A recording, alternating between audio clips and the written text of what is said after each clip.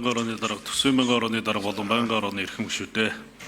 төвийн бүсийн цахилгаан дамжуулах түгээх сүлжээний эрчим хүчний үр ашгийг дээшлүүлэх төсөл нь шин сэргэлтийн бодлого Монгол Улсын засгийн газрын 2024-өөс 2028 оны үйл ажиллагааны хөтөлбөрт туссан өндөр ач холбогдолтой төсөл бөгөөд тус төслийг холбооны бүгд найрамдах Герман улсын сэргээн босголтын зээлийн банкны их үүсвэрээ санхүүжүүлэхээр зээлийн хэлцээрийг хийгээд байна. Энэхүү төслийг Германы сэргээн босголтын зээлийн банкнаас олгох 17 сая еврогийн зээлийн хөрөнгөөр санхүүжүүлэх бөгөөд эргэн төлөх хугацаа 30 жил, үндсэн төлбөрөөс чөлөөлөх хугацаа 10 жил, жилийн 2% хүүтэй нэн хөнгөлөлтөөр нөхцөлтэй зээл болно. Тус зээлийн хэлцээр нь олон улсын гэрээний тухай хуулийн дагуу Монгол улсын их хурлаар заавал сойрхон батлагдах гэрээ бөгөөд зээлийн хөрөнгийн эргэн төлөгдөх нөхцөлтэйгээр цахилгаан дамжуулах үндэсний сүлжээ төрийн өмчт хоцоод компани дамжуулан зээлжүүлэхээр төлөвлөсөн.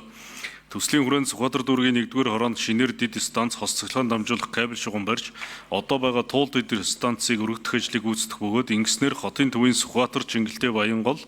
Хан уул болон Баянзүрх дүүргийн 5 дүүргийн 14 хорооны 1-р зэргийн хэрэглэгчд болох улсын 1-р төв эмнэлэг, 2-р төв эмнэлэг, өргөө амарч газар зэрэг нийт 11 мянган хэрэглэгчдийн цахилгаан эрчим хүчний хангамжийн найдвартай ажиллагаа дээшилж,